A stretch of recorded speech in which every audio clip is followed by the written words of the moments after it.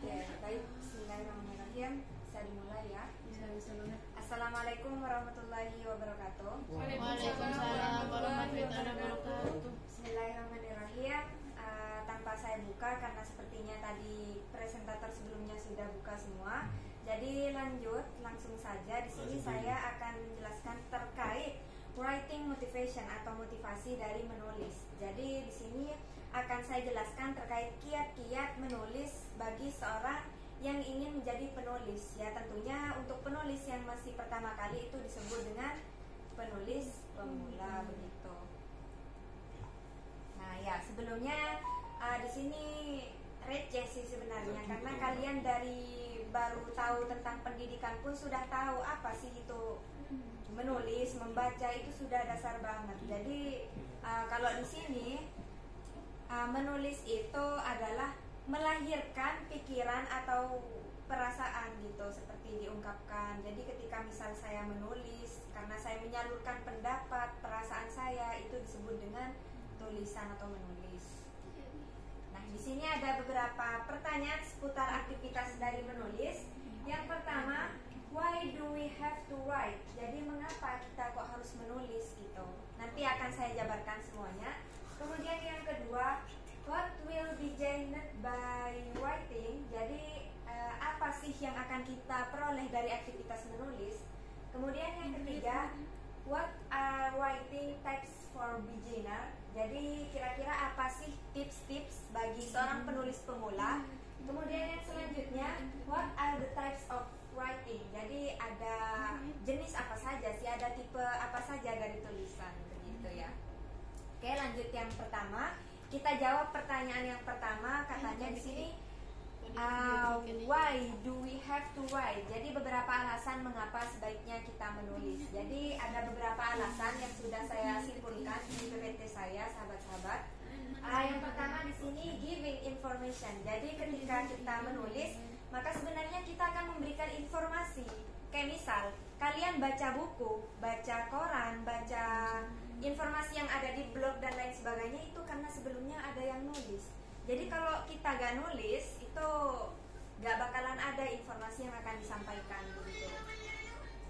Kemudian yang selanjutnya to express feelings. Jadi untuk mengekspresikan perasaan begitu. Jadi daripada kita buang energi pada hal-hal yang tidak nentu, sebaiknya kita sampaikan perasaan kita ke wadah yang lebih bermakna gitu. Kayak misal saya menulis, kalau saya curhat sama Mbak Heliana misalnya nih, bisa aja nanti Mbak Heliana bocor gitu, rahasia saya terbongkar semuanya, kan bahaya.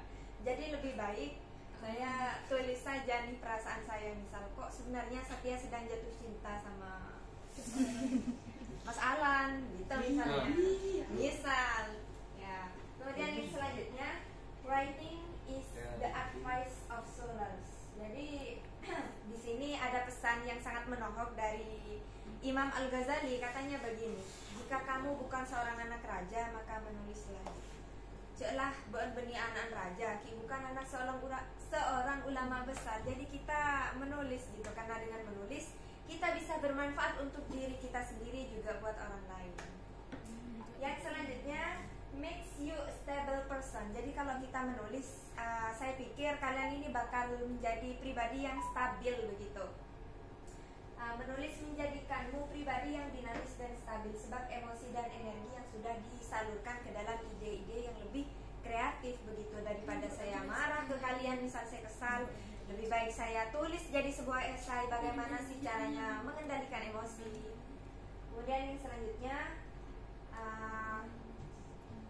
lots of follow up work. Jadi kalau kita menulis sebenarnya akan mengundang pekerjaan-pekerjaan yang lebih penting lagi gitu. Misal kalau saya menulis, otomatis saya bisa menjadi editor gitu. Nah ini quotes-nya sudah saya sampaikan tadi ya. Kemudian yang selanjutnya, what will be gained by writing. Jadi kira-kira apa saja sih yang akan kita peroleh dari aktivitas menulis? Jadi teman-teman ini harus tahu, karena di sini tugas saya adalah memotivasi kalian biar kalian mau menulis begitu. Ya semoga nanti habis ini kita suka ya buat menulis.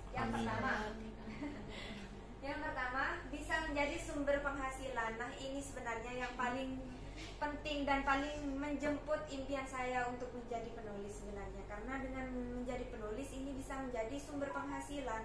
Apalagi kita pelajar ya, sebenarnya menulis itu, aktivitas menulis bisa menjadi apa ya, bisnis student lah ala mahasiswa. Kita menulis, bayangkan tiap hari kita dapat materi dari dosen, terus kita misal kreativitaskan dengan bentuk tulisan, kita kirim ke media-media yang berbayar, itu sudah bisa dapat tulisan. Kalau saya sendiri sudah berjelajah ya di dunia yang berbayar, itu biasanya minimal 50.000 tulisan kita, entah itu keren atau enggak.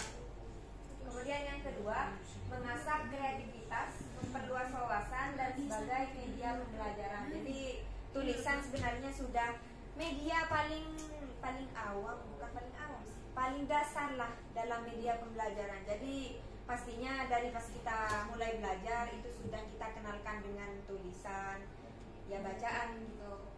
Kemudian yang selanjutnya, membuat hidup lebih terorganisir, karena dengan menulis itu biasanya orang bisa apa ya, dampaknya itu bisa manage waktunya lebih bagus gitu, karena dia sudah mulai praktek dengan memanajemen pikirannya. Karena ketika kita menulis itu sebenarnya kita memanajemen ide yang akan kita salurkan. Saya nih misalnya mau menyampaikan sesuatu ke kalian itu bukan atas dasar karena sebelumnya saya sudah menghafal, tapi karena saya sudah manajemen di otak saya gitu. Kemudian menjadi motivator. Nah ini sebenarnya motivator, inspirator, editor, relasi. Nah jadi ketika kita sudah menjadi penulis, sebenarnya banyak sih pekerjaan atau aktivitas lain yang otomatis gitu. Kayak misal saya nih jadi penulis, ya karena misal tulisan saya menginspirasi kalian semua, tiba-tiba saya diundang jadi pemateri ini karena itu sudah dianggap mampu oleh kalian dari tulisan yang sudah saya tulis dan kalian baca gitu. Kemudian yang selanjutnya personal branding, ya sudah kita tahu semua ya, seorang penulis itu orang yang bisa nulis biasanya dianggap keren gitu, karena ya jelas punya karya daripada yang gak nulis. Yang paling penting juga yang terakhir ini menjadi sejarah. Jadi seorang yang punya tulisan di sini jelas kita masuk ke dalam sejarah, kita punya sejarah. Contoh misal Mbak Alfia nih, Mbak Alfia nulis tentang hal-hal yang terjadi di Fakultas Usuluddin dan Dakwah. Jadi hal yang sudah ditulis sama Mbak Alfia ini dibaca oleh teman-teman kita yang berikutnya dan itu menjadi sejarah. Lanjut. Ini ada quotes dari Pramodia Anantatur. Di sini merupakan seorang penulis yang sangat luar biasa. Kalian saya pikir minimal pernah baca lah satu bukunya ya, Bumi Manusia, atau enggak nonton itu. Katanya ya, orang boleh pandai setinggi langit, tapi selama dia tidak menulis maka ia akan hilang dalam masyarakat dan peradaban gitu. Jadi sebenarnya kalau kita menulis itu kita bekerja untuk keabadian. Ketika kita menulis kita akan abadi. Ya kita kan bisa aja habis ini mati, tapi karena kita punya tulisan kita tetap terkenang sampai kapanpun. Yang selanjutnya di sini pertanyaan yang ketiga ya.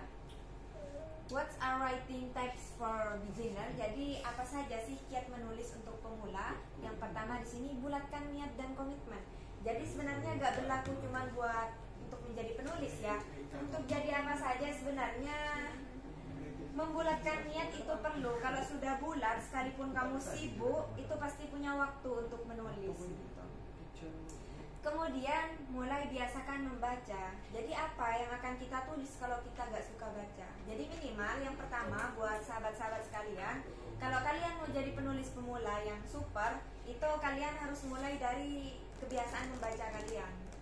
Baca apa aja, jangan cuma baca chat ya.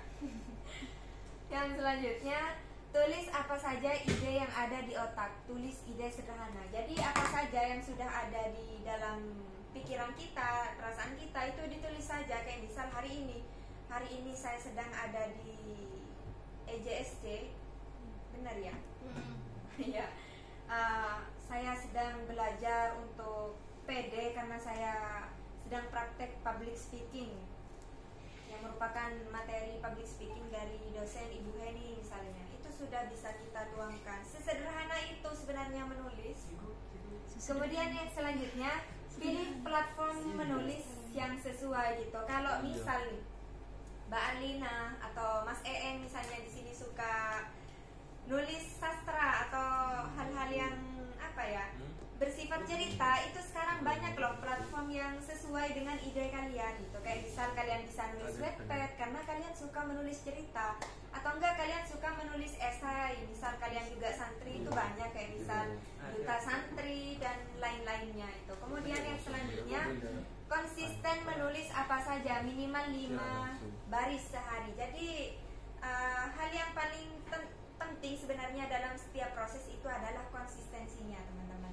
Kalau kita sudah konsisten, sekalipun sebelumnya kita tidak tahu sama sekali, karena kita sudah terbiasa, kita bisa lebih tahu, kita bisa belajar seiring dengan prosesnya kita. Nah, di sini sudah saya sertakan ya sahabat-sahabat sekalian, ada link platform berbayar. Kalian bisa belajar, ya mintalah edit tulisan kalian ke teman-teman yang kalian pikir sudah tahu. Di sini saya sertakan 3 platform berbayar. Nanti mungkin kalau kalian mau dan serius bisa minta ke saya gitu. Platform berbayar.